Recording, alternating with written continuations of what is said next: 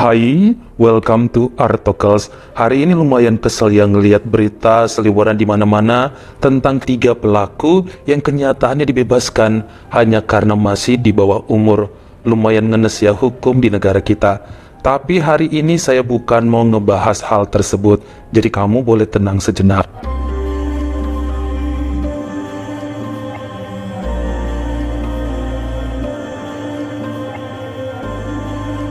Hari ini kita menuju ke wilayah bernama Yala di negara Thailand yang berbatasan langsung dengan sebagian wilayah utara Malaysia. Nah, di Yala inilah seorang wanita bernama Uraida Lateh lahir sebagai anak sulung dari 3 bersaudara yang kemudian membantu keuangan keluarga dalam bekerja. Perempuan kelahiran tahun 1990 tersebut merantau ke wilayah Pattaya sejak tahun 2015 karena bekerja sebagai leader tim asuransi yang terbukti bisa membuatnya kredit rumah sendiri di kota tersebut. Nggak lupa juga selalu transfer bulanan kepada orang tua serta adik-adiknya. Terbilang sukseslah dalam berkarir meski cuma lulusan SMA. Namun untuk masalah percintaan nampaknya kurang berhasil karena seringnya gagal menuju ke pelaminan. Pada saat berulang tahun ke-31 di bulan September 2021, orang tuanya nyuruh untuk segera pulang ke kampung halaman karena kebetulan baru selesai pandemi dan social distancing tidak lagi diberlakukan. Rencananya bakal dijodohin dengan rekanan ayahnya yang masih sama-sama orang Yala juga.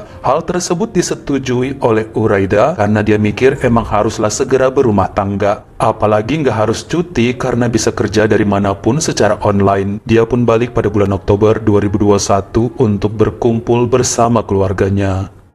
Disinilah dikenalkan dengan seorang pemuda bernama Fakur Taisanit usia 27 tahun yang kenyataannya sedang mudik juga ke kota Yala. Belakangan baru ketahuan lelaki ini pun merantaunya ke kota Pattaya dan bekerja sebagai teknisi di sebuah bengkel resmi dari merek kendaraan yang cukup terkenal. Kenapa nggak pernah ketemu ya di Pattaya padahal sama-sama dari kota Yala? Ya karena Pattaya tidaklah selebar daun kelor. Saling ngobrol dan pendekatan dilakukan supaya bisa menjodohkan keduanya. Meski lebih muda 4 tahun dari Uraida, nampaknya Fakur pribadi yang tenang dan tidak petakilan. Kebanyakan diamnya dan selalu nunduk tiap kali diajakin ngobrol, kadang sambil gigit-gigit kuku. Diajakin sama Uraida main ke pasar malam, nongkrong di depan warkop, ataupun ngebakso di jembatan selalu menurut. Bahkan sebulan setelah kenal dan bertemu lagi di Pattaya jadi makin akrab. Mereka pun setuju atas permintaan kedua orang tuanya untuk saling pendekatan supaya bisa nikah di awal tahun 2022 nanti. Penghasilan Uraida jauh lebih besar dari Fakur, namun nampaknya perempuan itu sama sekali nggak keberatan karena udah terhimpit waktu, wajib segera mengakhiri masa lajang. Teman-teman seusianya mah udah pada punya anak, bukan berarti umur 31 tua banget ya, namun wanita kan ada masa subur dan batasan untuk bisa hamil sebelum benar-benar sulit dapat keturunan. Ini yang jadi pertimbangan Uraida. Si Fakur juga tampan, jangan sampai lolos. Hingga pada bulan November dan Desember 2021, kedua keluarga mulai disibukkan dengan pencetakan undangan, foto prawedding, urus catering dan lokasi yang bakal digunakan untuk acara perkawinan nanti. Namun sayangnya akad yang seharusnya dilaksanakan pada 16 Januari 2022 harus dibatalkan dulu karena bapaknya Fakur sakit keras lalu menjalani opname berhubungan dengan gangguan jantung serta ginjalnya. 2 mingguan sang ayah menjalani masa kritis di Rumah Sakit Olympus Medical Center sampai kemudian meninggal pada Selasa 1 Februari 2022. Hampir aja gagal itu resepsi, namun dukungan keluarga besar membuat Fakur tegar dan move on untuk melanjutkan semuanya. Jadi juga pernikahan dilaksanakan sekitar 3 minggu setelahnya, yakni pada hari Sabtu 19 Februari 2022.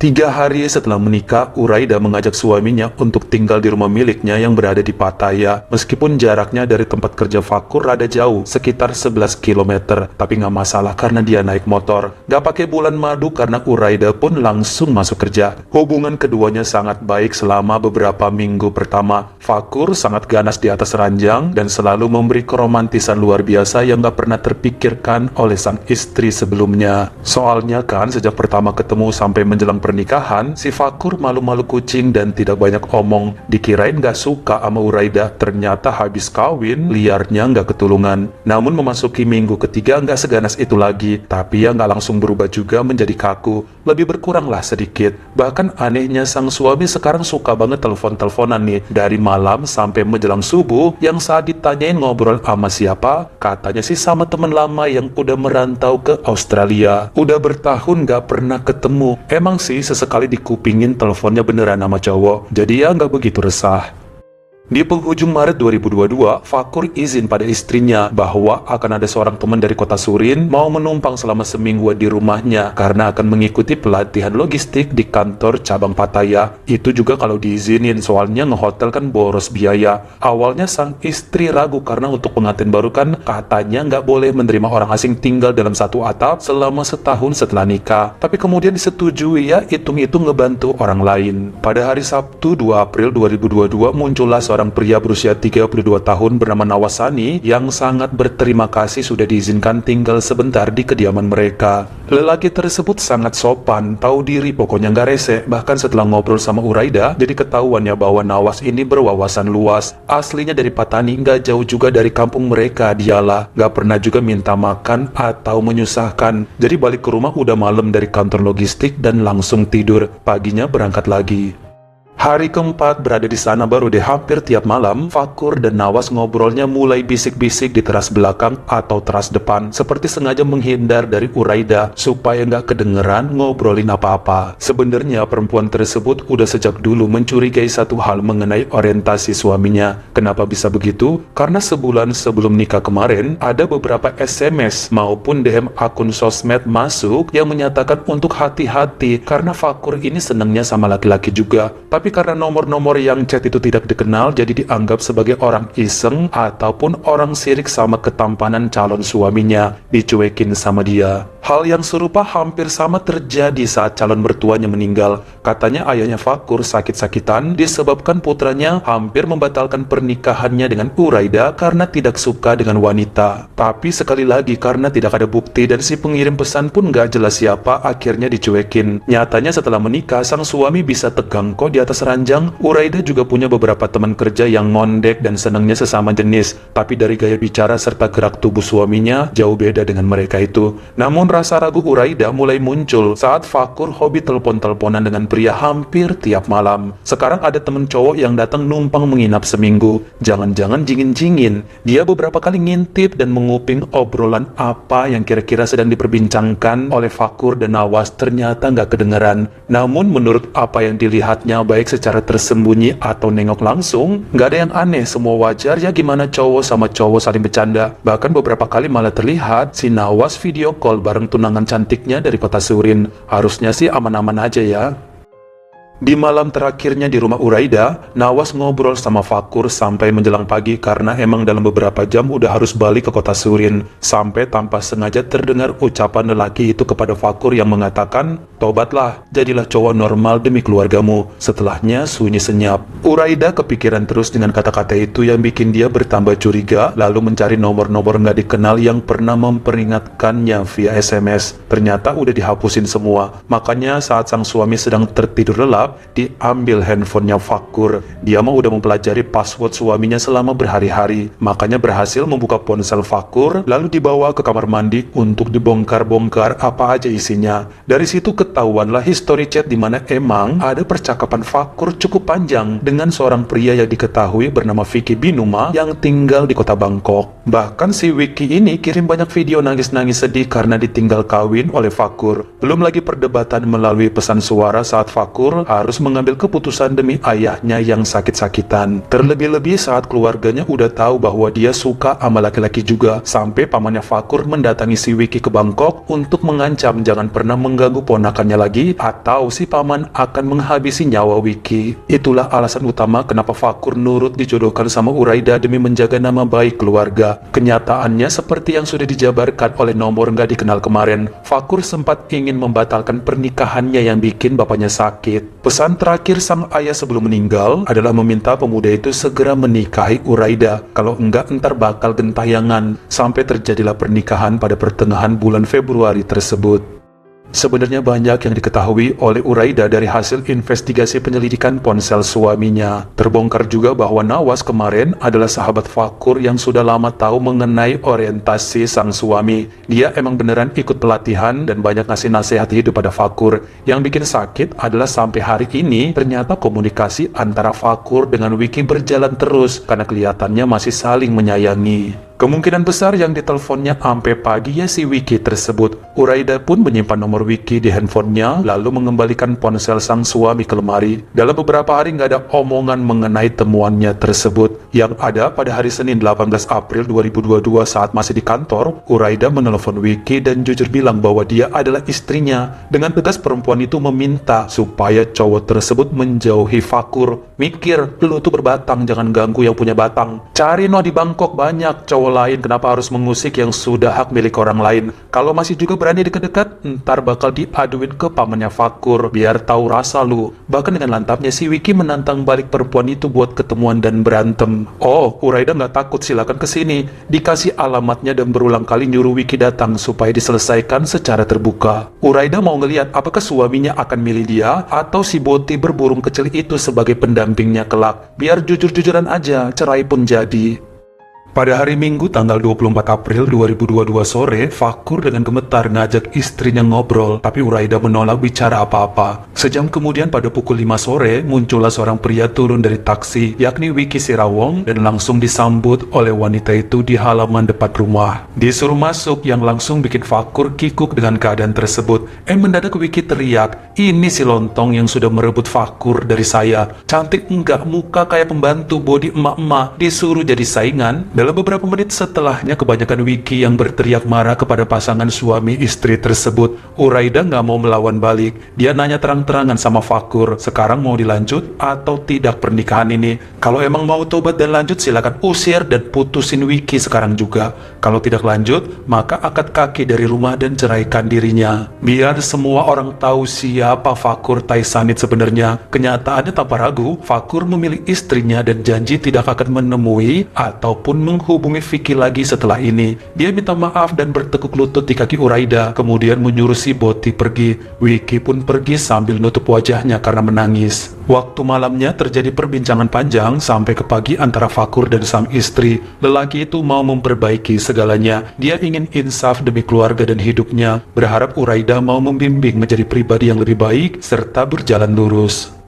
Keesokannya, Fakur masih menerima pesan dari Wiki yang ngajak untuk bertemu. Lelaki tersebut masih berada di kota Pattaya, tepatnya menginap di Hotel Beston. Dia miss call terus seharian yang bikin Uraida kesal. Dikirain udah balik ke Bangkok, nyatanya masih di situ-situ aja. Gimana nggak naik pitam? Tanpa pikir panjang, perempuan tersebut langsung menghubungi ibu mertuanya hingga membuat pamannya Fakur yang bernama Safid Binuma segera memesan tiket pesawat lalu terbang dari Yala ke Pattaya malam itu juga. Lumayan jauh loh itu, seperti Jakarta ke kota Padang. Langsung ke rumah ponakannya hingga terjadi obrolan serius dengan Fakur dan istrinya. Mereka sempat menelpon Wiki untuk nyuruh cabut dari Pattaya atau bakal dilaporkan pada polisi. Minimal jangan ganggu lagi si Fakur. Tapi tetap aja pemuda itu ngeyel, bahkan nantangin untuk ketemu Pak Safid karena dia nggak takut sama ancaman pria berusia 48 tahun tersebut. Kemarin-marin katanya sempat ciut, tapi sekarang Wiki berani kok kalau harus adu jotos dengan pamannya Fakur, karena sampai kapanpun dia nggak ikhlas pujaan hatinya dimiliki oleh Uraida. Karena tensi semakin tinggi, akhirnya Uraida pun menyuruh suaminya memblokir nomor kontak Wiki. Dia takut juga bakal jatuh korban jiwa, soalnya lagi sama-sama emosi, bisa-bisa semua berbuat nekat. Diturutin sama Fakur yang akhirnya minta maaf pada Safid dan menyuruh pamannya tersebut kembali aja ke Yala untuk beristirahat. Yang penting sekarang Fakur janji nggak akan meladeni si Wiki. Biarin aja dia di Pattaya entah ngapain, karena bagaimanapun Uraida sedang membimbing ke arah yang lebih baik. Pada Kamis pagi 28 April 2022, Safid pun naik taksi, harusnya ke bandara, malah berbelok ke Hotel Beston, lalu menghubungi nomor Wiki yang sudah disimpannya. Diajak untuk ketemuan di halaman parkir depan penginapan tersebut. Hari itu, harusnya Wiki juga akan kembali ke Bangkok, tapi dia ladeni dulu paman Safid. Keduanya sempat adu cekcok di antara mobil terparkir di halaman Beston dan tidak ada yang melihat. Sampai dengan mendadak, Safid mengeluarkan pisau yang emang sengaja dibawanya dari rumah Uraida sejak tadi. Dihujam menyelamkan ke perut Wiki bertubi-tubi sebanyak belasan kali sembari menghina pemuda tersebut yang sudah tersungkur di aspal. "Ayo mana ngakunya berani, sini lawan," katanya nantangin. Beberapa satpam yang mendengar teriakan Wiki langsung lari menolong dan menahan Pak Safit. Namun sayang saat menuju ke rumah sakit, nyawa lelaki berusia 30 tahun itu tidak terselamatkan. Safit juga gagal terbang dan malah harus menginap di balik jeruji besi.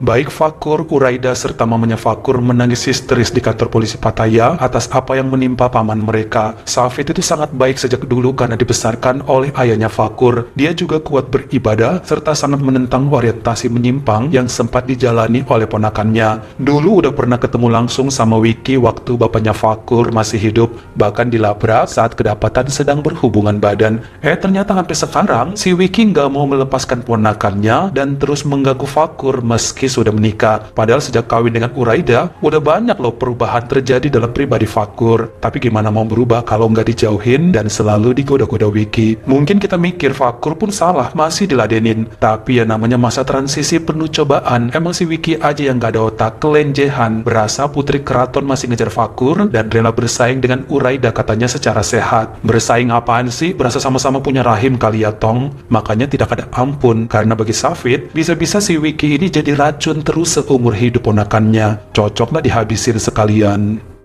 Sang pengacara Pi Agung yang membela Safit menyatakan bahwa lelaki tersebut memang membawa senjata dari kediaman Uraida dengan sengaja. Sebenarnya waktu itu harusnya diantar ke bandara, tapi karena para ponakannya harus bekerja, ya dia nggak mau ngerepotin. Taksinya disuruh mampir ke Hotel Beston lalu disuruh pergi. Sedihnya malah sengaja menyerang Wiki yang bekerja sebagai konsultan keuangan demi menjaga keutuhan rumah tangga Fakur serta Uraida. Pada hasil keputusannya per hari Senin 26 September 2022, akhirnya hakim di Pengadilan Tinggi Provinsi Chonburi menyatakan bahwa Safit Binuma bersalah atas penyerangan yang membuat nyawa orang lain melayang. Lelaki berusia 49 tahun itu pun terkena hukuman 30 tahun penjara dan boleh bebas dengan jaminan setelah menjalani sedikitnya 17 tahun kurungan. Baik Uraida serta Fakur nggak pernah terpisahkan, bahkan putri mereka lahir ke dunia pada bulan Desember 2023 kemarin. Bagaimana menurut kamu? Apakah boti rese seperti Wiki pantas mendapat ganjaran seperti itu? Karena dia sepertinya nggak akan mau melepas Fakur sampai kapanpun. Lawang ngancam akan terus mengusik pernikahan Uraida sampai bisa kembali merebut suaminya ke pelukan Wiki. Kalian komen di bawah. Kalau kamu suka sama video ini, jangan lupa klik like serta tombol share-nya. Buat yang baru pertama kali mampir, atau udah sering mampir nih tapi belum berlangganan, jangan lupa klik dulu tombol subscribe dan juga dinyalain notifikasinya supaya lain kali kalau misalnya saya upload video baru, kamu jadi orang pertama yang tahu. Follow juga Instagram saya jika berkenan di Artokels S-nya 2. Dan jangan lupa untuk nontonin semua video saya yang lainnya. Ingat ya, tetap jaga jari dan juga lidah kita supaya nggak nyakitin hati orang lain. Terima kasih.